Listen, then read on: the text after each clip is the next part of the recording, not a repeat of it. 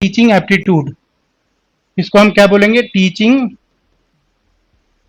Aptitude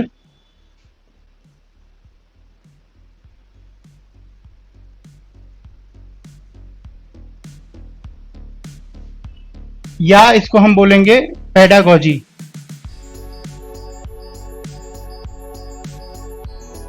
ठीक, हिंदी में इसको हम क्या कह सकते हैं? शिक्षण अभियोग्यता कह सकते हैं। टीचिंग एप्टीट्यूड को क्या कहेंगे? शिक्षण अभियोग्यता।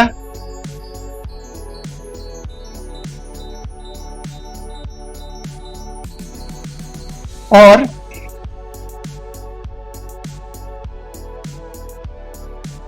टीचिंग एप्टीट्यूड को हम क्या कहेंगे? शिक्षण अभियोग्यता कहेंगे। और पेडागोजी को हम कहते हैं हिंदी में शिक्षा शास्त्र। शिक्षा शास्त्र या शिक्षण शास्त्र भी कह सकते हैं। शिक्षा शास्त्र भी कह सकते हैं या शिक्षण शास्त्र भी कह सकते हैं। तो ये वाला सिलेबस हम लोग सबसे पहले पढ़ेंगे। अब इसमें पढ़ना क्या क्या है देखो, तो इसमें आप अगर WH वाले क्वेश्चंस जानते हो, है ना, तो उससे शुरू करें अगर हम लोग कि भाई व्हाट एक हो गया, मान लीजिए टू हु हो गया या हु कैन, ठीक है। टू होम हो गया, किसके लिए ये काम होगा। इसके अलावा how it will be done, कैसे होगा। When it should be done, कब होगा, ठीक है।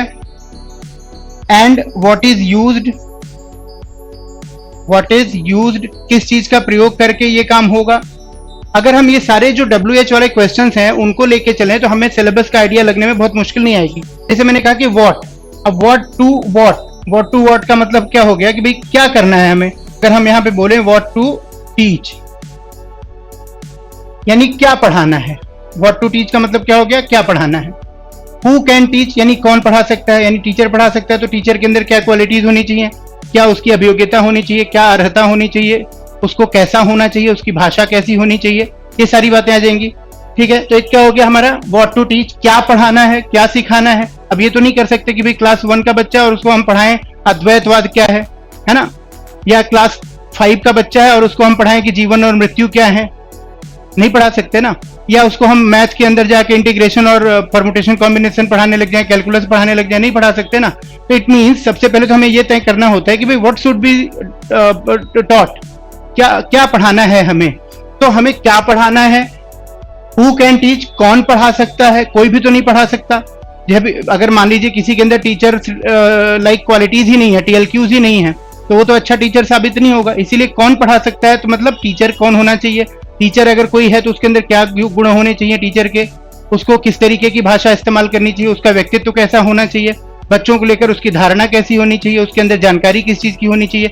ये सारी बातें समाहित हो जाती हैं इस एक टर्म में, जिसका मतलब हो गया हु कैन टीच। आ रही बात समझ में आप लोगों को? अगर आ रही है तो आप बताते चलिए। तीसरी बात क्या लिखा हमने, टू होम, किसको पढ़ाना है भाई। किसी को भी तो सड़क में खड़ा करके नहीं पढ़ा सकते, है ना। चौराहे पे रेड लाइट है तो पता चला चलो जी सबको पढ़ाने लग गए, नहीं कर सकते। तो किसको पढ़ाएंगे? जो शिक्षार्थी है, जो लर्नर है। तो लर्नर कौन है? तो जैसे टीचर होने के लिए कुछ गुण चाहिए, वैसे ही लर्नर होने के लिए भी तो कुछ शर्तें पूरी होनी चाहिए या नहीं होनी चाहिए। कोई भी लर्नर थोड़ी हो सकता है। तो लर्नर होने के लिए क्या है कि भाई उसके अंदर एक्सप्लोरेशन आना चाहिए, उसको चीजों को जानने की इच्छा होनी चाहिए, उसको सीखने के लिए तत्पर होना चाहिए, उसको मोटिवेटेड होना चाहिए लर्नर को, है ना। अभिप्रेरित होना चाहिए। अभिप्रेरणा बाहरी ही खाली हो या आंतरिक भी होनी चाहिए। तो आंतरिक अभिप्रेरणा भी होनी चाहिए। सीखने के लिए तो भाई इंटरनल मोटिवेशन बहुत जरूरी है ना। अगर सीखने के लिए सीखा जाएगा तभी तो सीखा जाएगा। अगर पुरस्कार पाने के लिए सीखा जाएगा, चॉकलेट पाने के लिए सीखा जाएगा, तो कितने देर तक की शिक्षा रहेगी? वो टेम्परेरी रहेगी। तो इसलिए जब हम बात करेंगे कि टू होम टू टीच, किसको पढ़ाना है, तो किसको पढ़ाना है का मतलब कि लर्नर कौन है और लर्नर होने के लिए क्या जरूरी है ना। लर्नर के लिए क्या आवश्यक है, तो लर्नर में क्या गुण होने चाहिए, लर्नर को कैसा होना चाहिए, लर्नर की साइकोलॉजी क्या होनी चाहिए, उसका मोटिवेशन लेवल क्या होना चाहिए, उसका मोरल लेवल क्या होना चाहिए, उसका इंटेलिजेंस कैसा है। ये सब सब्जेक्ट यहाँ पे सब्जेक्ट्स कवर हो जाते हैं, है ना। IQ लेवल क्या क्या हिसाब किताब है उसका भाई। जैसे मान लीजिए अगर आपको पता ही नहीं है कि लर्नर की IQ लेवल क्या है, तो आप उसको किस तरीके से पढ़ाना है कैसे तय करोगे। किसी लर्नर की IQ लेवल होगी सुपीरियर लेवल की, यानी कि 140 प्लस होगी मान लीजिए, और किसी की IQ लेवल होगी जो एक तरीके से हम बोल सकते हैं लो लेवल लर्नर्स होते हैं उसके जैसे, स्लो लर्नर की जैसी, यानी कि 90 से नीचे होगी, 80-70 होगी। अब 80-70 वाला जिस गति से समझेगा, क्या वही गति आप 140-130 वाले के लिए अपनाओगे तो ये सही होगा क्या? ये नहीं सही होगा, क्योंकि 30 और 40 वाला बोर हो जाएगा, 130-40 वाला उसको लगेगा कि भाई मेरे लिए काम ही नहीं हो रहा, मेरा तो टाइम वेस्ट हो रहा है स्कूल में। तो उसकी जो मेंटल एटीट्यूड है लर्निंग को लेके वो नेगेटिव होने लग जाएगी। एंड वाइस वर्सा, अगर हम 140-130 वाला जिस गति से सीख रहा है, जिस लेवल पे जाके सीख रहा है चीजें, वो लेवल वो गति मेंटेन कर लेंगे अगर हम 70-80 वाले आईक्यू लेवल के बच्चे के लिए, तो 70-80 वाला बच्चा तो कुछ समझ ही नहीं पाएगा, सीख ही नहीं पाएगा, डिमोरलाइज हो जाएगा, हताश हो जाएगा और पीछे छूट जाएगा, मुख्यधारा से बाहर हो जाएगा धीरे धीरे। तो इसका मतलब वो एक्सक्लूड हो जाएगा। और एक्सक्लूजन जरूरी है एजुकेशन में या इंक्लूजन जरूरी है? किस शिक्षा की हम बात कर रहे हैं? इंक्लूसिव एजुकेशन की बात कर रहे हैं, समावेशी शिक्षा की बात कर रहे हैं, जहां हमें सबको एक साथ लेकर चलना है। तो हर बच्चे की नीड्स अलग अलग है, उन नीड्स को भी हमें समझना होगा, रिक्वायरमेंट्स क्या है बच्चों की वो समझना होगा। हाउ टू टीच में क्या हो गया कि भाई कैसे पढ़ाना है, तो कैसे पढ़ाना में सब चीजें आ जाएंगी, मेथड्स आ जाएंगे टीचिंग के कि कैसे पढ़ाना होता है, ठीक है। एक्टिविटीज क्या करानी है ये समझ में आ जाएगा, टेक्निक्स कौन सी यूज करनी है ये समझ में आ जाएगा, ठीक है। तो मेथड्स हो गए, एक्टिविटीज क्या क्या होनी चाहिए, टीचर के द्वारा क्या गतिविधियां प्रयोग की जानी चाहिए कक्षा में पढ़ाने के लिए। अब जो गतिविधि भाषा की कक्षा में प्रयोग की जाएगी, क्या वही गतिविधि गणित का टीचर भी करे तो सही रहेगा क्या वही गतिविधि साइंस का टीचर भी करेगा तो सही रहेगा क्या? जिसे भाषा की कक्षा में तो टीचर मान लो बच्चों में अंताक्षरी करा सकता है, बच्चों में वो लेखन प्रतियोगिता करा सकता है, सुलेख करा सकता है, आलेख करा सकता है, कविता लेखन करा सकता है, गद्य लेखन करा सकता है, कहानी लेखन करा सकता है, कहानी सुनाने की प्रतियोगिता हो सकती है, स्टोरी टेलिंग कॉम्पिटिशन। लेकिन ये स्टोरी टेलिंग साइंस की क्लास में थोड़ी काम आएगी, वहां पे तो एक्सपेरिमेंट्स करवाने पड़ेंगे। तो ये भी जानना जरूरी हो जाएगा कि हमें क्या गतिविधियां करानी है, कौन सी विधियों का प्रयोग करना है, इंडक्टिव मेथड यूज करना है या डिडक्टिव मेथड यूज करना है, आगमन विधि का प्रयोग करना है, निगमन विधि का प्रयोग करना है, क्या विधि प्रयोग करनी है। जैसे भाषा की कक्षा है तो हमें डायरेक्ट मेथड यूज करना है या इनडायरेक्ट मेथड यूज करना है। डायरेक्ट में क्या होता है, जो भाषा पढ़ानी है उसी भाषा में बातचीत होगी, उसी भाषा में वार्तालाप होगा। यानी अंग्रेजी की कक्षा है तो अंग्रेजी में ही पूरी बातचीत चलेगी, जबकि ये ठीक नहीं होगा। हो सकता है छोटे बच्चे जो है अलग अलग भाषिक पृष्ठभूमि से आते हैं, तो अगर हम टारगेट लैंग्वेज में ही बातचीत करेंगे और सिखाना भी टारगेट लैंग्वेज ही है तो वो सीखेंगे कैसे? तो हमें कहीं ना कहीं बाइलिंगुअल होना पड़ेगा, एक भाषा टारगेट लैंग्वेज की हो और उसको बच्चों की भाषा में कन्वर्ट करके भी हम बताएं। तो द्विभाषिक हमें विधि का प्रयोग करना पड़ सकता है, ट्रांसलेशन मेथड का प्रयोग करना पड़ सकता है, इनडायरेक्ट मेथड उसी को हम कह रहे हैं एक तरीके से द्विभाषिक को, ठीक। मातृभाषा का प्रयोग करके टारगेट लैंग्वेज या लक्ष्य भाषा सिखाना।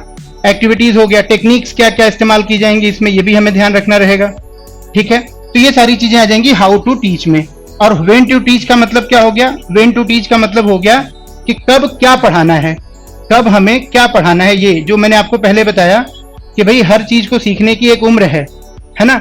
अगर 6 साल का बच्चा है तो 6 साल के बच्चे की मानसिक क्षमताएं किस स्तर तक विकसित हैं, जीन पियाजे ने अपने कॉग्निटिव डेवलपमेंट के सिद्धांत के अंतर्गत यही तो बताया, 4 अवस्थाएं बांट के कि भाई इस उम्र तक का बच्चा ये कॉन्सेप्ट सीख सकता है, या ये बुद्धि उसके अंदर आ जाती है, ये समझ उसके अंदर आ जाती है, तो उससे रिलेटेड कॉन्सेप्ट वो सीख सकता है, हम पढ़ा सकते हैं। लेकिन उससे ऊपर का पढ़ाएंगे तो उस बच्चे की क्षमता ही नहीं उस चीज को सीखने की, अभी तक उसके अंदर वो एबिलिटीज ही नहीं आई है, तो वो सीखेगा कैसे? तो ये भी जरूरी है कि हम किस उम्र में कब कौन सी चीज सिखाएं। साथ ही साथ एक कक्षा के अंदर भी इसको अप्लाई करके देख सकते हैं कि भाई 45 मिनट की कक्षा है, 30 मिनट की कक्षा है, तो उस 30 मिनट की कक्षा में हमें कब क्या सिखाना है ना। आते ही हम क्वेश्चन आंसर करा दें या पहले पाठ पढ़ाएं। यानी जो पाठ योजना होती है हमारी, जो लेसन प्लान होता है, वो भी इसी पे डिपेंड करता है कि व्हेन एंड व्हाट, कब और क्या पढ़ाना है ना। तो हम कैसे कैसे चीजों को, व्याकरण कब पढ़ाएं, हम गद्य का वाचन कब कराएंगे, कहानी का वाचन कब कराएंगे। अब व्याकरण पूरा शुद्ध व्याकरण ही पढ़ाने लग जाएंगे या उसको पाठ से जोड़कर पढ़ाएंगे। शुद्ध व्याकरण पढ़ाएंगे तो बोरिंग हो जाएगी क्लास और समझ भी बच्चों को नहीं आएगा, क्योंकि प्रयोग के आधार पर नहीं सीखेंगे वो। लेकिन अगर हम पाठ पढ़ाते पढ़ाते जहां जहां व्याकरण का प्रयोग आएगा वहां वहां व्याकरण पढ़ाएंगे तो बच्चों को समझ भी अच्छा आएगा और उनका जो अधिगम होगा वो व्यवहारिक होगा। तो ये सारी चीजें हम यहाँ पे देखेंगे। और what is used to teach, यानी कि इसमें क्या आ गया, टीचिंग एड्स आ गए कि भैया सामग्री क्या क्या होगी। जैसे मैं आपको पढ़ा रहा हूँ, मान लीजिए इंटरेक्टिव पैनल पे, ये क्या है, ये एक तरीके से what is used to teach. मैं आपको इंटरेक्टिव पैनल पे पढ़ा रहा हूँ, क्लास में आप पढ़ोगे, हम व्हाइट बोर्ड पे आपको पढ़ाएंगे, ठीक। आप जो है किताब से पढ़ोगे, आप जो है इसी में ग्लोब दिखा दिया जाएगा आपको। जैसे मान लीजिए कि हम आपको ज्योग्राफी की क्लास पढ़ा रहे हैं या टीचर आपको ज्योग्राफी की क्लास पढ़ा रहे हैं और ज्योग्राफी की क्लास पढ़ाने में आपको उसको प्लैनेट सिखाना है, तो प्लैनेट में अर्थ आपको बतानी है। अब उसने क्या किया, अर्थ आपको दिखा दिया, तो ये क्या हो गया, ये टीचिंग एड कहलाएगा, सहायक सामग्री कहलाएगी, है ना। अगर ये देख के आप सीखोगे तो ज्यादा सीखोगे, ज्यादा समझोगे। और इसका चित्र मैं बनाऊं या ना बनाऊं, खाली मुंह जबानी बात करूं, है ना, जबानी जमा खर्च करूं, तो वो जबानी जमा खर्च ज्यादा समझ में नहीं आएगी। लेकिन अगर हम दृश्य सामग्री का प्रयोग करेंगे, श्रव्य सामग्री का प्रयोग करेंगे, वीडियोस का यूज करेंगे वर्तमान समय में, तो ज्यादा बच्चे सीखेंगे। एनिमेशंस का यूज करेंगे तो ज्यादा सीखेंगे। तो ये आ गई बात कि भाई what is used to teach, क्या हमें चाहिए सिखाने के लिए, किस चीज का हम प्रयोग करेंगे सिखाने के लिए। पहले की क्लासेस में क्या होता था, प्लास्टिक के बने हुए या लकड़ी के बने हुए मॉडल्स होते थे मैथ की क्लास में। जैसे ट्रायंगल आपको सिखाना है, जैसे मान लीजिए हमको क्या सीखना है, हमें ट्रायंगल सीखना है या हमें कुछ और सीखना है, इस तरीके की चीजें, तो हम क्या करते थे, हम अलग अलग जैसे शेप्स के बारे में हमें सीखना है। मान लीजिए हमें स्क्वायर सीखना है, क्या हो गया आपका, स्क्वायर हो गया। अब इसी तरीके से हमें रेक्टेंगल सीखना होगा, हम रेक्टेंगल सीख सकते हैं, दिखा सकते हैं बच्चों को। हमें ट्रायंगल सीखना होगा, ट्रायंगल सिखा सकते हैं। तो तमाम तरीके के शेप्स होते थे पहले ऑटोमेटिक बने हुए लकड़ी के, तमाम चीजों के। आई बात समझ में। तो वो सारी चीजें हम लोग यहाँ पे यूज करते हैं बच्चों को सिखाने के लिए। कई बार आप बच्चों को मान लीजिए एनवायरनमेंट सिखा रहे हो, तो स्कूल के बाहर ग्राउंड में लेके जाते हो, कहीं ट्रिप पे लेके जाते हो, किसी म्यूजियम में लेके जाते हो, इतिहास पढ़ाना है अगर तो, है ना, किसी ज्योग्राफी की क्लास में वन्य जीव अभ्यारण्य लेके जाते हो, जो बर्ड सेंचुरीज है वहां घुमाने ले जाते हो, जू ले जाते हो। ये सब क्या है, ये सब एक तरीके से माध्यम है सीखने सिखाने के। तो what is used to teach में सारा का सारा टीएलएम आ जाएगा, टीचिंग लर्निंग मटेरियल आ जाएगा। टीचिंग लर्निंग मटेरियल में कुछ चीजें होंगी जो कंपलसरी होंगी, कुछ चीजें होंगी जो कि स्वैच्छिक होंगी, कुछ चीजें होंगी जो टीचिंग एड के तौर पे होंगी, कुछ चीजें होंगी जो कि जरूरी है, जैसे कि टेक्स्ट बुक है। अब टेक्स्ट बुक को हम टीचिंग एड नहीं मान सकते, वो सहायक सह सामग्री नहीं है, वो मुख्य सामग्री है। बिना टेक्स्ट बुक के थोड़ी ना पढ़ेंगे भाई। सिलेबस कहाँ डिफाइंड है, टेक्स्ट बुक में है।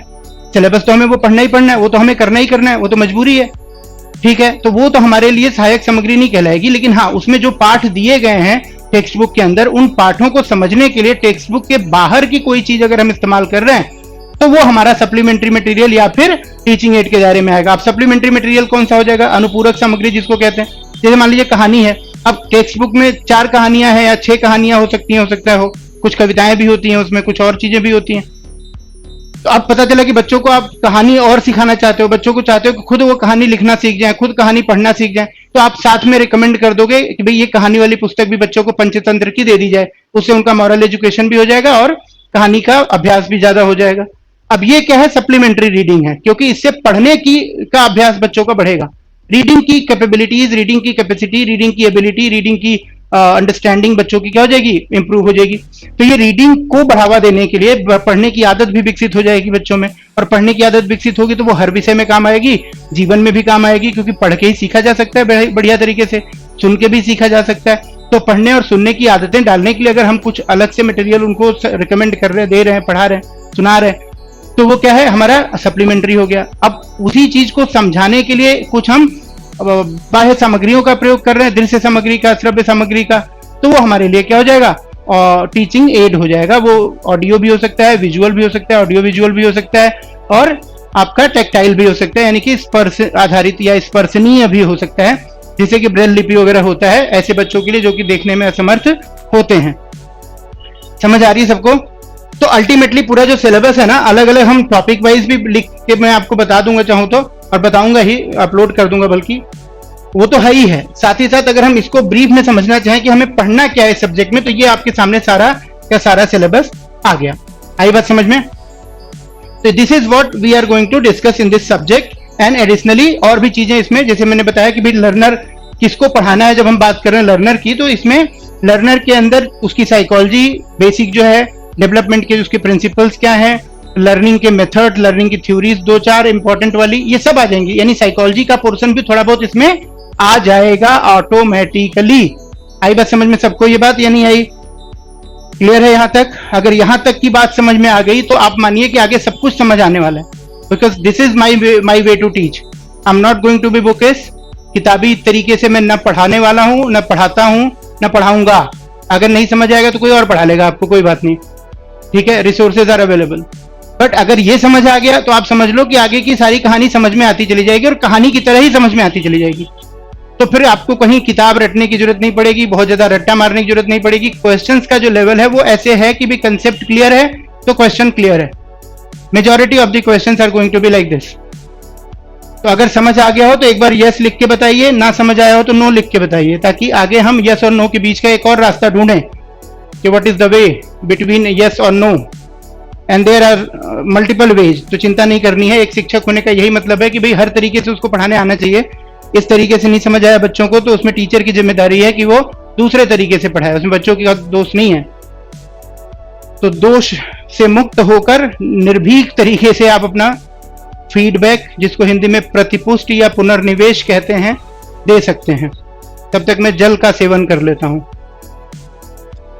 भाई हैं कितने लोग ये? साइलेंट लर्नर्स नहीं चाहिए मुझे चाहिए पार्टिसिपेटिव लर्नर्स, जो भागीदारी करें कक्षा में, है ना, क्वेश्चंस करें, सवालों के जवाब दें, बातचीत के तरीके से पढ़ें, अटेंटिव होके बैठें, सो के लेट के पेट पे मोबाइल रख के पेट के उतार चढ़ाव के साथ मोबाइल के उतार चढ़ाव को देखते हुए ना पढ़ें, है ना, हंसते मुस्कुराते पढ़ें, खुश रहें।